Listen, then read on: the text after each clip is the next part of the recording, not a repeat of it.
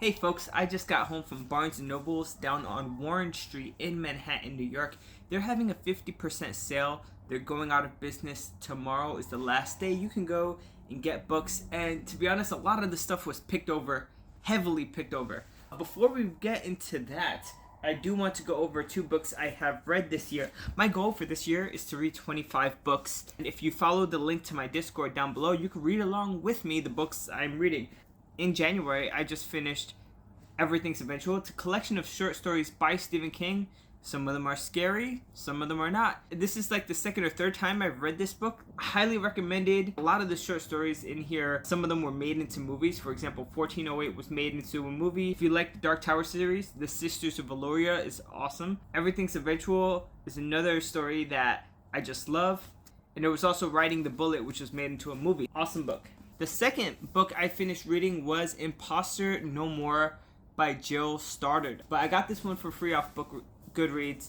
And I have a lot of things I'd like to say about this book, but I'm just going to go over them very quickly. It does have an overview of imposter syndrome here, but it's not the deep dive I was expecting. So this book that deals with imposterism and imposter syndrome, it's a lot more about how to live with it than how to get rid of it. And there's a lot of like personal anecdotes and stories. Throughout the book, the author asks you at the end of each chapter, like things you can work on, things you can chart out and think about what to do. For example, rework your outcome-oriented goals by using the values cone. And then she shows you how to do that throughout the chapters.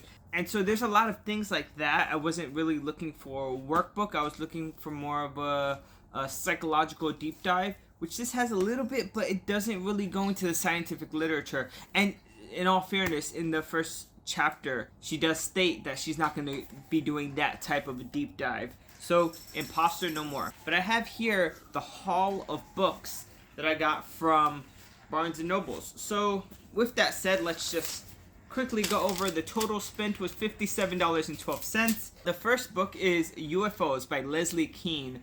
Leslie Kean is an investigative journalist from here in New York. For Christmas, I got my friend Carlos, who goes by Dogstar Blazer, linked to his channel, metal detecting channel down below, a bunch of books dealing with UFOs and the afterlife and other types of phenomena like that. So when I saw that this book by Leslie Kean was there and on sale, I had to get it. It's just one of those things that I haven't read a UFO book before, even though I've purchased quite a few. And this might be the first book I read. Hopefully I get to it this year. The second book I got was Grimoire Girl, Creating an Inheritance of Magic and Mischief. They had so many copies of this in Barnes & Noble's. I was like, this is mass produced. This was like shoved in your face. Especially when they had such few copies of everything else because it was so heavily picked over. This is the signed edition of the book. So there is her signature right there. What happened, apparently, according to the back of this book, is that the author is writing down what's happening in her life, and she doesn't know what it's all for until she has a child, and then she's like, oh, the things I experience, I could pass on to my child through my writings. And just from the quick synopsis in the back, that's what this is. Interesting concept. I don't know when I'll get to it, though. This next book is You Will Own Nothing by Carol Roth. I've seen this book before.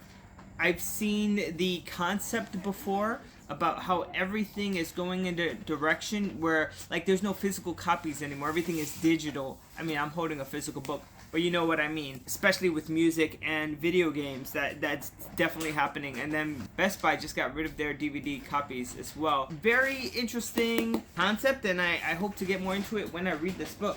The last book I picked up was In Search of Motopia by Doug Berend, and I probably said his name wrong. It says here, Citizen Science, Fungi Fanatics, and Untapped Potential of Mushrooms. And look at that cover. I have a few books.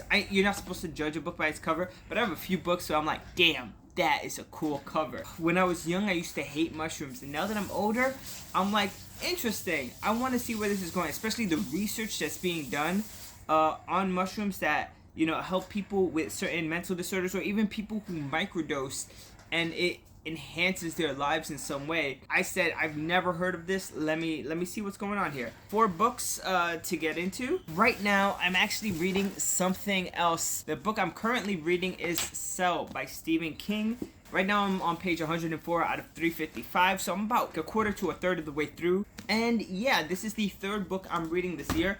I have a goal to read 25 books this year, and hopefully I can keep you all appraised of new books coming into my collection. Any books that I think are cool or I read, I might talk about them here on my channel. I was doing videos on TikToks on the books I was reading, and I don't know if you guys want me to do those bite-sized videos or these longer YouTube type videos. I figured this was a book haul, so it would be easier to use the long form content for a video like this. Anyway, I hope to make a video on Cell as soon as I finish it. Maybe for TikTok though. Thanks for watching. I'll see you guys next time. And if you have any book recommendations or books you think I should read, let me know in the comments down below. What are your book goals this year? Do you have a certain number of books you want to read? And what kind of books do you like to read? Let me know. And we could start this conversation going, because that's what YouTube used to be about, building community. And so let's do it. See you guys in the next one. Ciao.